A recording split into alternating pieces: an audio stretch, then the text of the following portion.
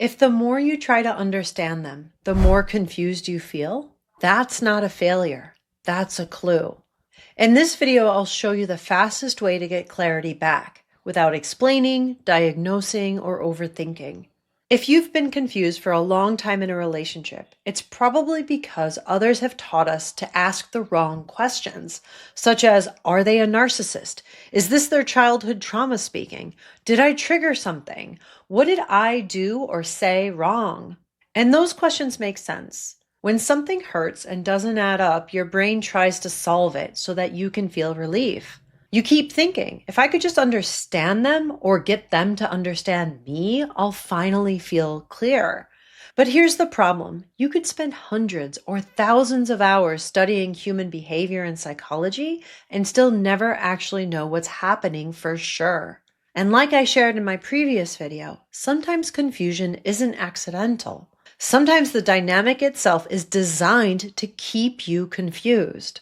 So today I want to give you a different approach, one that saves you years of spiraling and shows you who you're really dealing with. Here's the shift that actually ends the confusion spiral. Instead of spending years trying to understand or diagnose them, trying to figure out who they are, why they do what they do, or what label finally explains it all, you stop trying to get certainty about them. Because no amount of education, research, or insight will ever give you full certainty about another person's inner world. And that's why the confusion doesn't resolve. What actually resolves confusion isn't understanding them, it's watching how they respond to you when you share a feeling. Because that response tells you something very real, whether your feelings matter to them or not. So the question shifts from what is going on with them to how do they respond when I share how I feel. That's it. This isn't a trick. It's not a manipulation test. It doesn't require explaining or proving or persuading. It's simply a way to see very clearly whether someone is safe to talk to. Here's the tool, the safety test. Here's how it works. You share one sentence and one sentence only. You share one simple, honest feeling. Not a story, not an explanation, not evidence, just a feeling word. For example, I feel sad. I feel anxious. I feel hurt. I feel nervous. And then you pause. You don't explain why. You don't defend it. You don't justify it. You don't rationalize it. You pause. You stay quiet and you watch their response. Just observe what happens next. And if you're thinking, I don't even know what I'm feeling anymore, or I'm feeling a mix of many different emotions, that's very understandable and incredibly common in confusing and unhealthy dynamics. That's why I've created a free feelings list you can download below. You simply scan the list and choose the word that feels true to you, and you share that. You don't need the perfect word. There is no wrong feeling. You just need one honest feeling that feels true to you in that moment. That's enough. The self-reflection. Now imagine what you would do if someone did this with you. If someone you genuinely care about came to you and said, hey, when you said that, I felt heard. I felt sad. What would you do?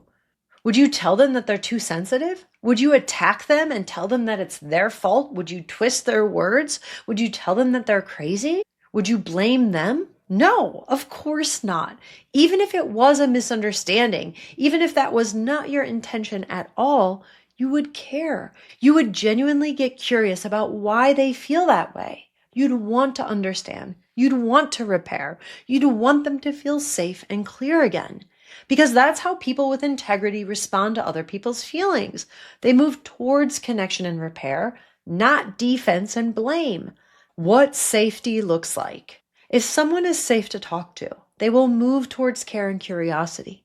Even if they don't fully agree, even if it wasn't their intention, they might say things like, oh, I didn't realize that. I'm so sorry you feel that way. I had no idea. Please tell me more. I care that that impacted you. Here's the key. A safe person doesn't need to agree with your feeling to care about it. They're oriented towards leaning into you and understanding, not blaming, twisting things, or making it all about them. What unsafety looks like. Someone who is not safe will usually respond to you sharing your own feeling very differently. They'll defend, minimize, blame, correct you, or turn it back onto you. You're too sensitive. That's not what I meant. You're overreacting. Why are you making this such a big deal? That's your issue. Why do you always have to do this? Also, notice what happens in your own body when you hear their response. You don't feel clearer, you feel smaller, shut down, activated, confused. Maybe you feel sad, angry, hurt, frustrated.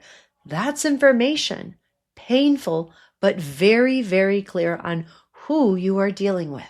The freeze makes sense now. Like I said in the last video, this is why so many people freeze with certain people. Because on some level, your body already knows. Every time I share how I feel, it gets used against me. So of course you freeze. Of course you go blank. Of course you stop speaking. You're not bad at communication. You're protecting yourself from someone who is not safe. I want to be clear. This is not about provoking people. It's not about explaining yourself or setting boundaries. It's not about pushing yourself past a certain emotion like fear. You're sharing one simple, honest feeling word, nothing more.